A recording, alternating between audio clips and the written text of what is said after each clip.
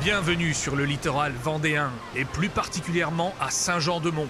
Saint-Jean-de-Mont, théâtre de la 5e et dernière étape du Grand Prix de la Fédération française de triathlon. 5 étapes au format sprint composées de 750 mètres de natation, 20 km de vélo et 5 km de course à pied. 16 équipes chez les femmes et 17 chez les hommes qui tenteront de terminer la saison sur la plus haute marche du podium. Chaque équipe inscrit 5 triathlètes par étape. Les points cumulés des 3 meilleurs d'entre eux permettront de définir le classement de leur club. À Saint-Jean-de-Mont, finale oblige, les points gagnés seront majorés de 50%, histoire d'ajouter du suspense jusqu'au dernier moment. Tenant du titre chez les hommes comme chez les femmes, Poissy, le club le plus titré de la compétition, sera l'équipe à battre cette année encore. Mais Poissy Triathlon connaît la recette du succès sur le bout des doigts et ne se laisse pas impressionner par les nombreux outsiders qui veulent prendre sa place. On a la chance d'avoir une vraie culture, un environnement. Notre rôle, c'est de faire en sorte que ça perdure, que ça se développe. On est vraiment attaché à continuer en fait la belle histoire du Poissy Triathlon qui aura 40 ans l'année prochaine. Bon voilà, c'est pas anodin et je pense qu'on est un des rares clubs qui arrive à vraiment durer dans le temps. La recette, elle n'est pas magique, hein. Je pense qu'il y a un gros travail qui est mis sur la formation. Il y a une vraie culture, il y a vraiment un esprit de groupe derrière sur l'équipe d'encadrants, des bénévoles, des dirigeants. Vraiment un attachement au club qui est profond et qui fait que ça dure dans le temps. C'est de plus en plus dur parce que les autres clubs ils sont de plus en plus nombreux à vouloir nous faire la peau, on va se dire les choses. Hein, voilà. Encore une fois, c'est un gros travail de formation, c'est un gros travail de cohésion de groupe. On a de la chance d'avoir des athlètes qui sont impliqués, qui ont les valeurs du club. À entendre Grégory Rouault, Poissy Triathlon est évidemment candidat à sa succession. Et les chiffres parlent en sa faveur, car Poissy détient 11 titres chez les hommes et 16 chez les femmes, faisant du club francilien la plus prestigieuse armada des clubs de triathlon français. Pour autant, la concurrence est loin d'abdiquer. C'est à Fréjus, dès le mois de mai, que démarrent les hostilités du Grand Prix 2023. Et chez les femmes, le Trival de Grès semble bien décidé à faire mieux que sa 2e place au classement général de la saison 2022. Dès la natation, le club haut-sanois prend les commandes de la course avec notamment Mathilde Gauthier dans une forme éblouissante. Mais parfois, la forme ne suffit pas. On était très motivés, on avait une bonne équipe prête. Et puis c'est vrai que la course avait parfaitement démarré avec 4 filles aux avant-postes dès la sortie de la natation. Une échappée à 4 avec 3 filles du club. Et puis malheureusement, Mathilde a crevé. Donc là, ça a un petit peu mis à mal nos plans. Donc elle a dû s'arrêter, changer la roue, etc. Léa a eu un petit peu plus de mal sur la partie course à pied. Donc finalement, c'est vrai qu'on a eu un classement pas à l'image de ce qu'on avait montré au début de la course et ce qu'on espérait, puisqu'on a terminé 5e, il me semble, si je dis pas de bêtises. Donc voilà, c'est vrai que ça c'est passé d'un début de course idéal à une fin de course un petit peu la soupe à la grimace, je dirais un petit peu. Même si Jessica Fulagar traverse la transition en tête pour Trival de Grès, elle ne peut rien contre le retour d'une habituée des lieux. Sandra Daudet, portant les couleurs de Poissy Triathlon, s'invite en tête de course à la fin du premier tour. Et comme en 2022, elle vole vers la victoire sur la base nature de Fréjus. Un terrain qui lui convient apparemment parfaitement. Les filles de Poissy affirment haut et fort leur ambition de gagner un 13e titre consécutif. Une fierté chez les filles, parce que les filles avaient répondu présent, qu'on avait des athlètes qui étaient là pour un petit peu se relancer. Je pense à Sandra et à Léa, qui sont nos capitaines un peu de route d'un point de vue international chez les filles. Et puis on avait eu voilà, cette émergence ou cette confirmation de Christelle qui avait terminé 4e, et puis Marie qui était en train de monter, pointer le bout de son nez. Donc c'était vraiment une belle prestation d'ensemble qui nous a bien lancé pour ce championnat. Chez les hommes qui sont restés compacts jusqu'à la seconde transition, on imaginait un tir groupé de Poissy ou une performance des Sables Vendée Triathlon dont l'équipe avait fière allure avec la présence de Pierre Lecor. Mais c'est chez l'autre club vendéen qu'il fallait regarder. Le triple champion du monde, l'Espagnol Mario Mola, a offert une démonstration de son talent pour lancer parfaitement l'année de Saint-Jean-de-Mont. La présence de Mario dès la première étape nous a apporté beaucoup. On avait vraiment l'équipe type en fait avec Mario, Nathan Graël et puis Louis Vitalio. Ils ont fait une très belle course. J'ai 2 autres athlètes qui ont chuté malheureusement, mais bon ça s'est bien fait. Et dès la première étape justement, on prend le leadership. Pour Poissy, par contre, le compte n'y est pas. Privé de Dorian Coninx et Tom Richard, retenu au Japon pour la WTCS de Yokohama, l'équipe tenante du titre peine à exister et ne termine qu'à la 7e place de l'étape. Un revers qui pourrait bien les handicaper en fin de saison. Un garçon qui répond année après année au haut niveau, ou en tout cas au très très bon niveau. Je pense à Aurélien Raphaël, qui est inoxydable.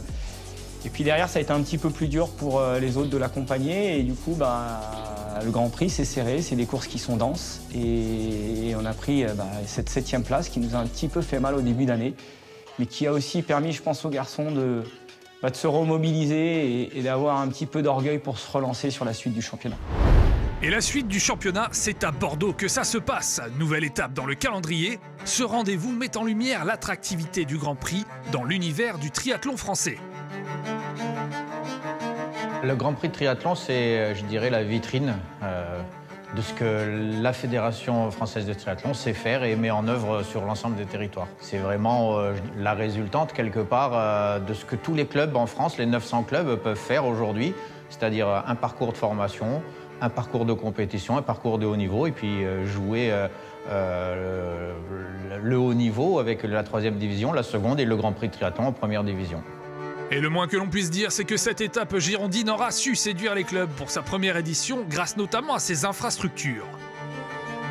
C'est une étape sympathique, c'est vrai qu'on voyait bien là, une partie natation dans le plan d'eau. Par contre, une transition assez longue, un parcours vélo, des boulevards qui sont assez larges, donc pas dangereux au niveau vélo. C'était une belle étape, une course à pied après, un grand aller-retour. Pour une première, c'était bien réussi.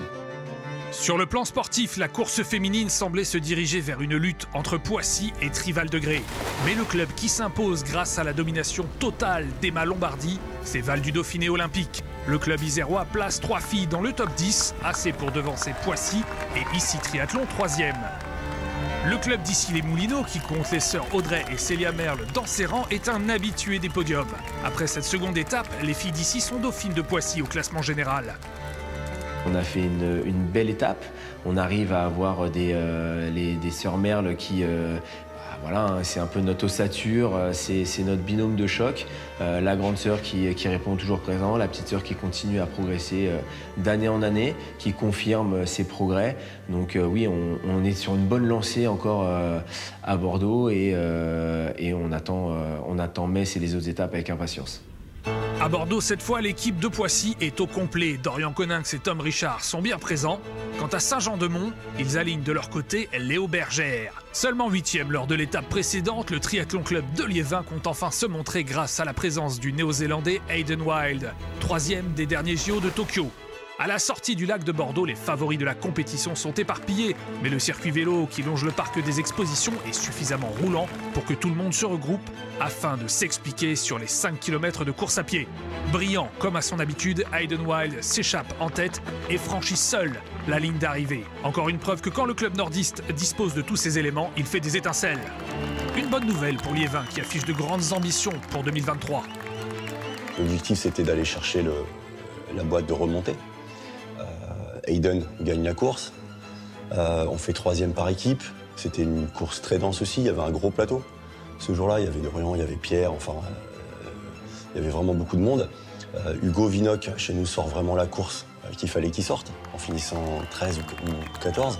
Donc non, on a fait, ils ont fait ce qu'il fallait avec les armes, je dirais, du moment, quoi. Donc on n'a pas à regretter, je dirais, ce qu'on a fait.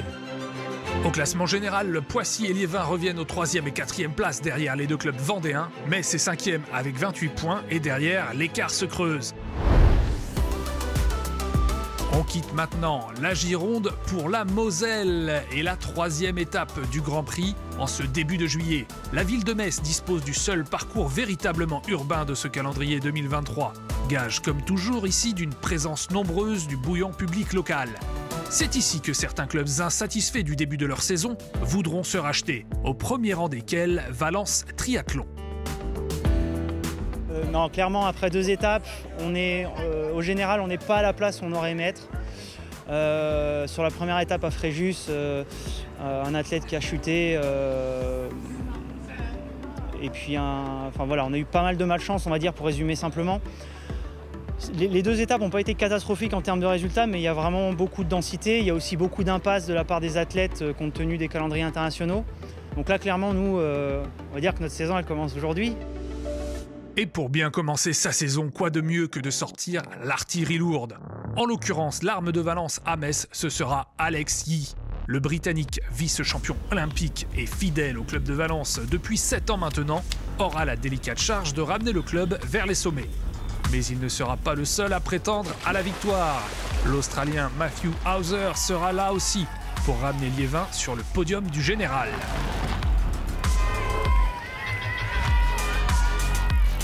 À l'avant de la course, depuis la fin de la natation, Matthew Hauser va épuiser ses camarades d'échappée 1 à 1 pour s'imposer. Alex Yee, handicapé par une natation trop lente, ne parviendra jamais à le rattraper, mais accrochera quand même la 2e place devant Dorian Coninx, qui lui se console en remportant le classement par équipe avec Poissy. Le club aux trifonctions jaune et bleu place ses 3 représentants dans le top 7 de l'étape. Une performance qui leur permet de coiffer Liévin et Valence sur le podium. Au général, Poissy remonte à la 2e place, à quelques points du leader Saint-Jean-de-Mont. Ouais, Metz, ça continue, c'est même mieux. C'est même mieux parce que chez les garçons, on avait le retour du patron Dorian qui était là, qui n'avait pas aimé comment il avait couru à Bordeaux et qui avait vraiment envie de monter encore en puissance. Il était déjà dans sa préparation pour le test event. Et puis on avait Jawad, Tom, Anthony qui étaient sur la phase ascendante. Donc vraiment un Grand Prix qui s'est très bien passé chez les garçons et c'est vrai que ça faisait plaisir. En face, il y avait de l'adversité, parce que Liévin était venu avec une grosse équipe et on avait réussi malgré tout à l'emporter, donc c'était vraiment une belle fierté. Si l'eau est suffisamment chaude pour se passer de combinaisons, n'allez pas croire pour autant que la manche féminine se soit déroulée sous un grand soleil. Bien au contraire, dès le début du vélo, un orage dantesque s'abat sur Metz. La technique est mise en avant pour éviter les glissades et certaines préfèrent lever le pied pour ne pas prendre de risques. Une échappée se crée alors avec de nombreuses triathlètes expérimentées. C'est dans ce groupe que se trouve le podium du jour. Les Sables Vendée Triathlon marquent de nombreux points grâce à la 1re place de Valentina Riasova et la 3e de Diana Isakova. Suffisamment pour remporter l'étape et Chipera ici Triathlon la 2e place du classement général. C'est vrai qu'on a eu des conditions très difficiles. La natation s'est bien passée. Et puis après, pendant le vélo, oui, il y a eu de grosses pluies, un gros orage. Et c'est vrai que là, les filles ont montré leur capacité en vélo. En particulier Jessica Evart, là, qui est revenue de très loin et qui prend une 10e place au final à pied. Donc non, c'est vrai que ça a été difficile. Quand on a un club où on ne peut pas composer une équipe régulièrement, c'est vrai qu'une victoire par équipe et en plus cette fois-ci la victoire individuelle, c'est plutôt une grosse réussite, oui. Malgré les conditions, c'est plutôt positif, oui. Poissy Triathlon limite la casse grâce à la profondeur de son effectif en s'emparant de la 2e place de l'étape, ce qui lui permet de maintenir un écart conséquent avec les Sables Vendée Triathlon. On fait 2e de cette étape, mais avec la fierté d'avoir mis, je crois que c'était 6 filles dans les 17, puisqu'on avait aussi une de nos filles qui était dans les 23. Une course réussie de A à Z. De temps en temps, malgré qu'on fasse de très belles courses, on termine 2e, mais un championnat, ça joue sur les 5 étapes et c'était une très belle étape pour nous.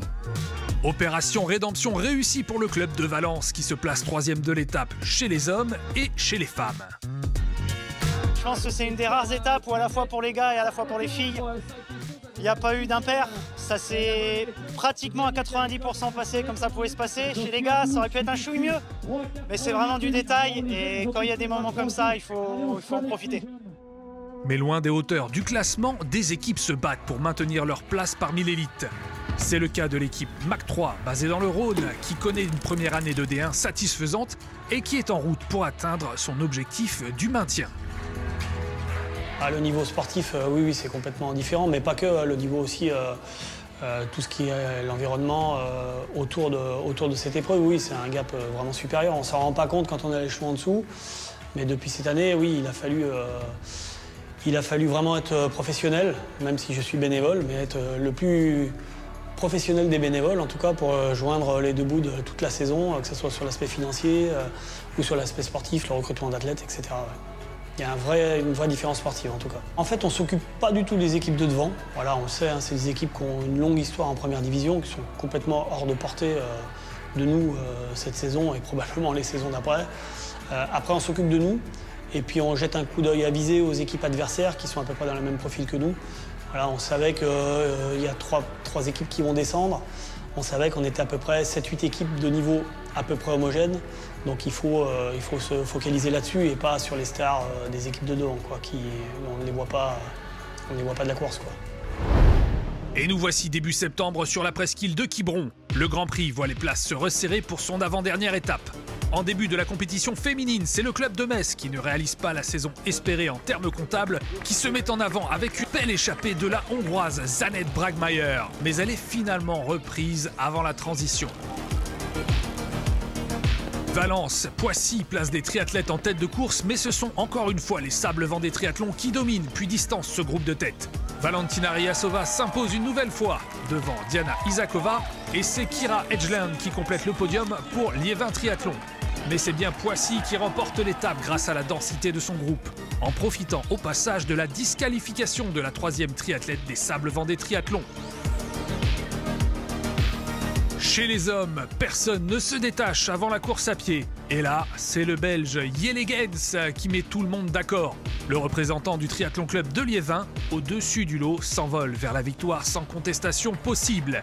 C'est Saint-Jean-de-Mont qui remporte l'étape au classement par équipe, accroissant son avance sur Poissy au général.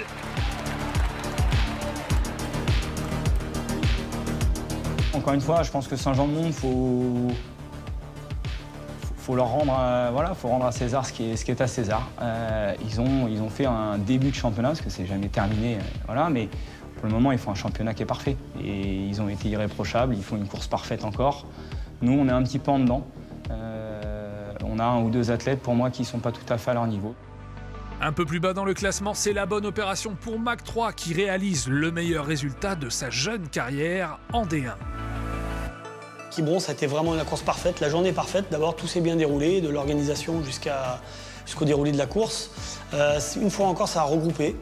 Alors, dû surtout à un parcours vélo qui était vraiment pas difficile. Une natation qui était très compacte. Le premier de chez nous sort, je crois, à même pas 10 secondes de la tête et il est 30e. Donc c'était vraiment très très dense.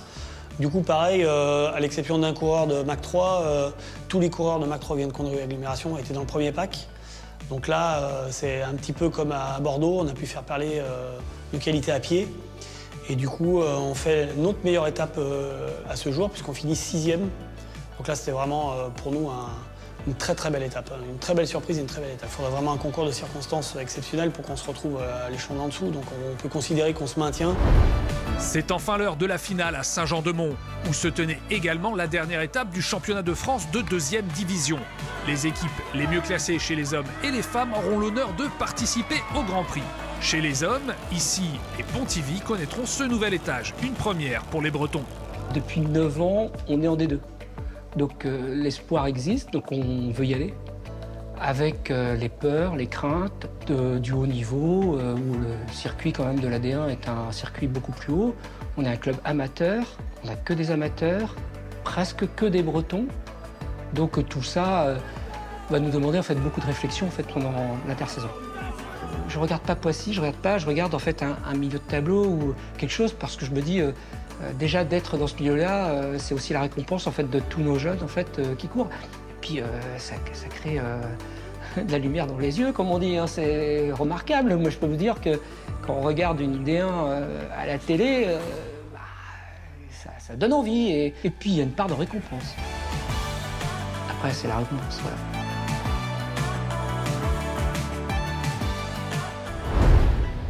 Pour les clubs de l'élite, la récompense attendra le temps d'un dernier triathlon sprint. Après une natation sans combinaison en raison de la température de l'eau, un groupe d'une vingtaine de concurrentes prend la tête de course et parvient à maintenir le peloton à une trentaine de secondes.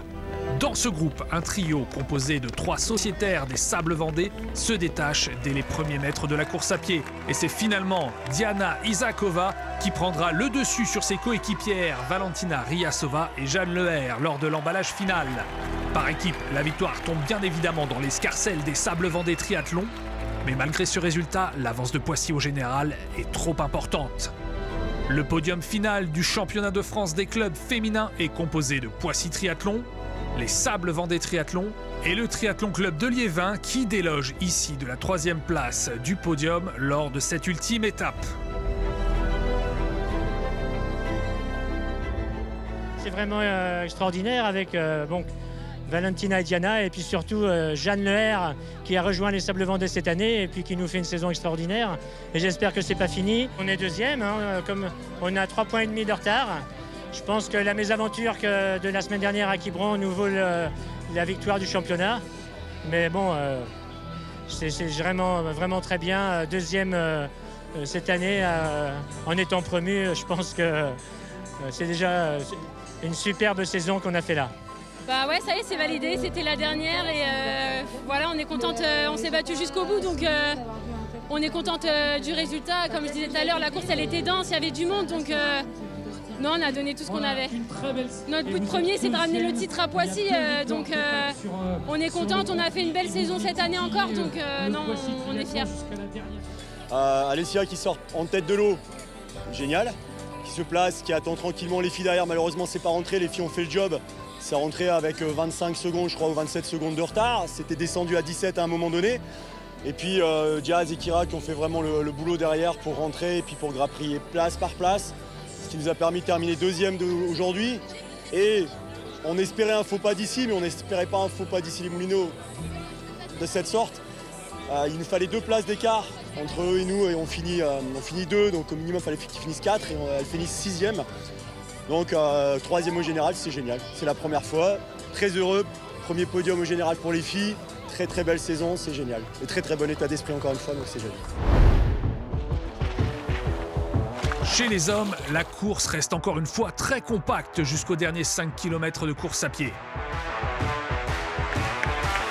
Là, c'est Dorian Coninx qui mène la charge, accompagné de Yanis Seguin et Brandon Copland pour Liévin Triathlon, ainsi que de Songor Lehmann pour Valence. Ce groupe de 4 se relaie en tête. Dorian Coninx, brillant à chacune de ses apparitions sur le Grand Prix 2023, apparaît très fort.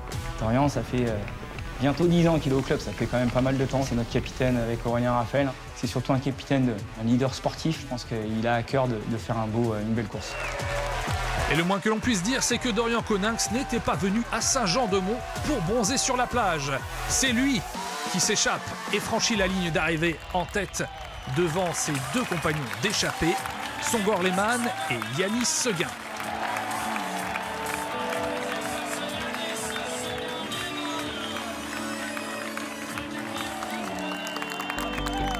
Poissy s'impose sur l'étape devant Liévin et Saint-Jean-de-Mont. Les 3 mêmes clubs composent le classement final de ce Grand Prix 2023. Saint-Jean-de-Mont est le nouveau champion de France sur ses terres. Poissy et Liévin complètent ce podium pour le plus grand plaisir du nombreux public présent. Le public était énorme, ils étaient là pour encourager l'équipe. Ils savaient qu'il y avait de l'enjeu, il y avait le titre qui était au bout. Et c'est vrai que comme disent les gars, on se sent poussé par le public. Et c'est vraiment super. J'étais pas très serein à la sortie de l'eau, même en vélo. Après les gars ont vraiment une très très belle course à pied. Il y avait une densité qui était très forte. Et puis les gars après ont fait un beau surgripper les 3 premiers de l'équipe.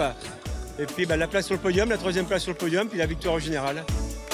Pas de 5e titre consécutif pour les hommes de Poissy qui auront animé cette édition du Grand Prix à chacune des étapes après leur faux pas de Fréjus. Cette année, on est vraiment content avec le Poissy Triathlon, que ce soit chez les femmes ou chez les hommes. Et puis chez les garçons, on a commencé à demi-teinte sur la première étape à Fréjus et après on est monté en puissance tranquillement. Il y avait les internationaux avec Tom Richard, Dorian Coninx qui nous ont bien aidés cette année. Jawad également. Donc non, franchement, on a une belle équipe cette année et puis voilà, on aura encore quasiment la même équipe l'année prochaine. On a eu pas mal d'années avec le maillot bleu-blanc-rouge sur les épaules.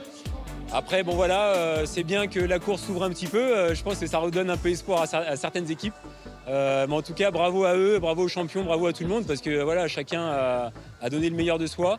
Et puis on espère l'année prochaine revenir sur la plus haute marque du podium français. Un peu plus bas dans le classement, un peu plus loin du podium, tous les feux sont au vert pour la team Mac 3 qui passera une seconde année en première division en 2024 et tentera de confirmer les belles promesses de cette première saison parmi l'élite. On finit 7e de l'étape aujourd'hui et 7e au général, donc on ne bouge pas, on est très content. C'est une belle saison pour nous, qui promu. On est vraiment content de la saison et content des garçons. Après cette année riche en émotions, les clubs de D1 prendront le temps de l'hiver pour se reconstruire et s'améliorer, qu'ils soient en haut de l'affiche depuis des dizaines d'années comme Poissy ou petits nouveaux comme Pontivy. Année olympique 2024 risque fortement de rebattre les cartes d'un Grand Prix toujours aussi passionnant. Alors, Poissy et Saint-Jean-de-Mont seront-ils au rendez-vous l'année prochaine?